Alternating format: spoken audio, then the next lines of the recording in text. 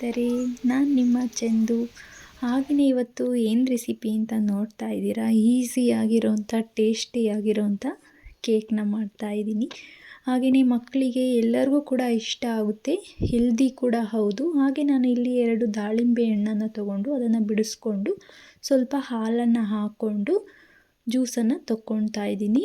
ಹಾಗೆ ಇದಕ್ಕೆ ನಾನು ಡ್ರೈ ಫ್ರೂಟ್ಸ್ನ ಕಟ್ ಮಾಡಿ ಹಾಕ್ತಾಯಿದ್ದೀನಿ. ಮನೇಲಿ ಯಾವುದಿರುತ್ತೋ ಡ್ರೈ ಫ್ರೂಟ್ಸ್ಗಳನ್ನ ಹಾಕ್ಕೊಳ್ಳಿ. ಹಾಗೆ ನಾನು ಒಂದು 5 ನಿಮಿಷ ಹಾಗೆ ಮುಚ್ಚಿಡ್ತೀನಿ.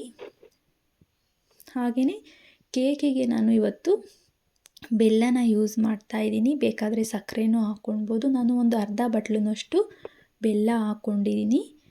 ಬೆಲ್ಲ ಇದು ಆರ್ಗಾನಿಕ್ಕು, ಸ್ವಲ್ಪ ಸ್ವೀಟ್ ಕಮ್ಮಿ. 1 ಬಟ್ಲು ಗೋಧಿ ಹಿಟ್ಟಿಗೆ ನಾನು 1 ಬಟ್ಲುನಷ್ಟು ಬೆಲ್ಲ ತೊಗೊಂಡಿದ್ದೀನಿ. ಇಲ್ಲಿ ಅರ್ಧ ಬಟ್ಲುನಷ್ಟು ಮಾತ್ರ ಹಾಕ್ಕೊಂಡು ಅದಕ್ಕೆ ಸ್ವಲ್ಪ ನೀರು ಹಾಕ್ಕೊಂಡು ಕರಗಿಸ್ಕೊಳ್ತಾ ಇದ್ದೀನಿ ಬೆಲ್ಲನ.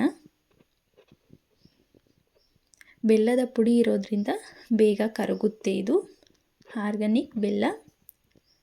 ನಾನು ಅದಕ್ಕೆ ಇನ್ನೂ ಒಂದು ಅರ್ಧ ಬಟ್ಲುನಷ್ಟು ಬೆಲ್ಲನ ಆ್ಯಡ್ ಮಾಡಿಕೊಂಡು ಬಿಸಿ ಇದೆಯಲ್ಲ ಅದರಲ್ಲೇ ಮಿಕ್ಸ್ ಆಗುತ್ತೆ. ಚೆನ್ನಾಗಿ ಇದನ್ನ ಮಿಕ್ಸ್ ಮಾಡ್ಕೊಳ್ತಾ ಇದ್ದೀನಿ ಬೆಲ್ಲನ. ಹಾಗೆಯೇ ನಾವು ಕೇಕ್ ಯಾವಾಗ ಬೇಕಾದರೂ ಮಾಡ್ಕೊಳ್ಬೋದು. ತಿನ್ನಬೇಕು ಅನಿಸಿದ್ರೆ ಕೇಕ್ ಈ ಥರ ಮಾಡ್ಕೊಬೋದು. ಹೆಲ್ದಿ ಕೂಡ ಹೌದು, ಮಕ್ಳಿಗೂ ಕೂಡ ಇಷ್ಟ ಆಗುತ್ತೆ. ಹಾಗೆಯೇ ಏನಾದರೂ ಇವಾಗ ನ್ಯೂ ಇಯರ್ ಕೂಡ ಬರ್ತಾ ಇದೆ, ಅದಕ್ಕೆಲ್ಲ ಸೆಲೆಬ್ರೇಟ್ ಮಾಡೋದಕ್ಕೆ ಮನೆಯಲ್ಲೇ ಸಿಂಪಲ್ಲಾಗಿ ಮಾಡ್ಕೊಳ್ಬೋದು. ಕೇಕು ಹೆಲ್ದಿಯಾಗೂ ಕೂಡ ಇದೆ. ನಾನು ಇದಕ್ಕೆ 1 ಬಟ್ಲುನಷ್ಟು ಗೋಧಿ ಹಿಟ್ಟನ್ನು ಹಾಕ್ಕೊಳ್ತಾ ಇದ್ದೀನಿ. ಇದನ್ನು ಚೆನ್ನಾಗಿ ಮಿಕ್ಸ್ ಮಾಡ್ಕೊಳ್ಳೋಣ, ಇದನ್ನು ಗೋಧಿ ಹಿಟ್ಟನ್ನು. ಹಾಗೆ ಪ್ಲೀಸ್ ಹೊಸ್ದಾಗಿ ಯಾರೆಲ್ಲ ನೋಡ್ತೀರಾ ಪ್ಲೀಸ್ ಸಬ್ಸ್ಕ್ರೈಬ್ ಮಾಡ್ಕೊಂಡು ನೋಡಿ ಸ್ನೇಹಿತರೆ. ಹಾಗೆಯೇ ಒಂದು 1/4 ಬಟ್ಲುನಷ್ಟು ಎಣ್ಣೆನ ಹಾಕ್ತಾಯಿದ್ದೀನಿ ನಾನು ಇದಕ್ಕೆ. 1 ಸ್ಪೂನಷ್ಟು ತುಪ್ಪನೂ ಕೂಡ ಹಾಕ್ತಾಯಿದ್ದೀನಿ. ಏನಕ್ಕೆ ಅಂದರೆ ಟೇಸ್ಟು ತುಂಬ ಚೆನ್ನಾಗಿರುತ್ತೆ ತುಪ್ಪ, ಅದಕ್ಕೋಸ್ಕರ 1 ಸ್ಪೂನಷ್ಟು ತುಪ್ಪನ ಆ್ಯಡ್ ಮಾಡಿದ್ದೀನಿ. ನೋಡಿ ಈ ಥರ ಮಿಕ್ಸ್ ಮಾಡ್ಕೊಂಡಿದ್ದೀನಿ.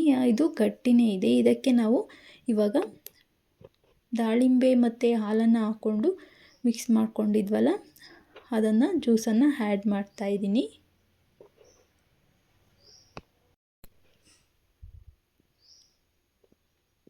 ಇದಕ್ಕೆ ಡ್ರೈ ಫ್ರೂಟ್ಸ್ ಏನು ಹಾಕ್ತಾಯಿಲ್ಲ, ಜ್ಯೂಸ್ ತೊಗೊಂಡಿದ್ನಲ್ಲ ಅದನ್ನು ಹಾಕ್ಕೊಂಡಿದ್ದೀನಿ. ಅದಕ್ಕೆ ಒಂದು ಸ್ವಲ್ಪ ಹಾಕ್ಕೊಂಡಿದ್ದೆ ನಾನು ಹಾಲನ್ನು. ಇವಾಗ ಎಷ್ಟು ಬೇಕೋ ಅಷ್ಟು ಹಾಲನ್ನು ಕಾಯಿಸಿ ಆರಿರೋಂಥ ಹಾಲನ್ನೇ ನಾನು ಇವಾಗ ಹಾಕ್ಕೊಂಡು ಮಿಕ್ಸ್ ಮಾಡ್ಕೊತೀನಿ. ಇದು ಜ್ಯೂಸು ಮತ್ತು ಹಾಲಿತ್ತಲ್ಲ ಅದನ್ನು ಹಾಕಿದ್ದೀನಿ. ನೋಡಿ ಈ ಥರ ಬಂದಿದೆ. ಇದನ್ನು ಇನ್ನೂ ಒಂದು ಸ್ವಲ್ಪ ತೆಳು ಮಾಡ್ಕೊಳ್ಬೇಕು. ಸ್ವಲ್ಪ ಗಟ್ಟಿ ಇದೆ, ಹಾಗಾಗಿ ಇದಕ್ಕೆ ಒಂದು 2 ಸ್ಪೂನಷ್ಟು ಹಾಲು ಹಾಕಿದ್ದೀನಿ. ಅಷ್ಟೇ, ಜಾಸ್ತಿ ಹಾಕ್ಕೊಳೋದಿಲ್ಲ. ಕಾಯಿಸಿ ಆರಿಸಿರೋಂಥ ಹಾಲನ್ನು ಆ್ಯಡ್ ಮಾಡ್ಕೊಳ್ತಾ ಇದ್ದೀನಿ. ನೋಡಿ ಈ ಥರ ಮಿಕ್ಸ್ ಮಾಡಬೇಕು. ನೋಡಿ ಈ ಥರ ರಿಬ್ಬನ್ ಥರ ಬರಬೇಕು ಬ್ಯಾಟ.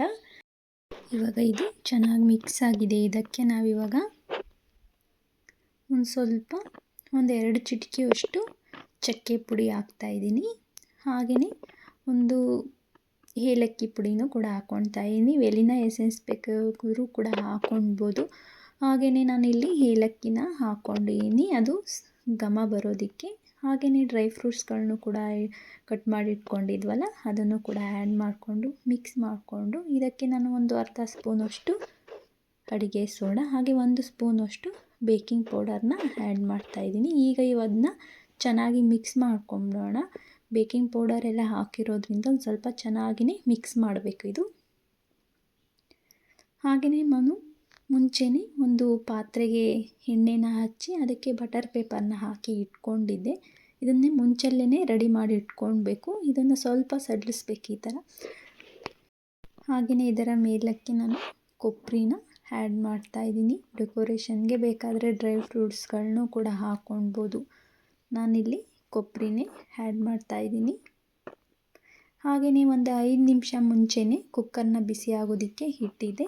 ಲೋ ಫ್ಲೇಮ್ ಮಾಡಿ ಇಟ್ಟಿದ್ದೆ. ಹಾಗೆಯೇ ಅದಕ್ಕೆ ಬಿಸಿಯಾಗಿತ್ತು. ನೋಡಿ ಅದನ್ನು ನಿಧಾನವಾಗಿ ಇಟ್ಟು ಇದನ್ನು ಕ್ಲೋಸ್ ಮಾಡಿ ಒಂದು 45 ನಿಮಿಷ ಹಾಗೆಯೇ ಮುಚ್ಚಿ ಇಡಬೇಕು. ನೋಡಿ ಇವಾಗ ಕೇಕ್ ಕೂಡ ರೆಡಿಯಾಗಿದೆ. ಹೆಲ್ದಿಯಾಗಿರೋಂಥ ಟೇಸ್ಟಿಯಾಗಿರೋಂಥ ಕೇಕು ರೆಡಿ ಇವಾಗ. ನೀವು ಕೂಡ ಒಂದ್ಸಲ ಟ್ರೈ ಮಾಡಿ ನೋಡಿ.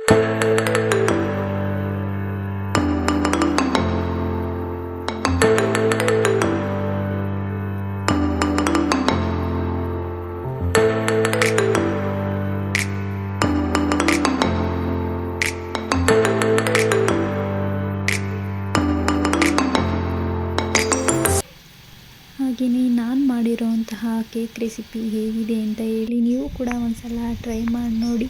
ಹಾಗೆ ನನ್ನ ರೆಸಿಪಿ ಇಷ್ಟ ಆಗಿದರೆ ಪ್ಲೀಸ್ ಒಂದು ಲೈಕ್ ಕೊಡೋದು ಮಾತ್ರ ಮರಿಬೇಡಿ. Thank you for watching.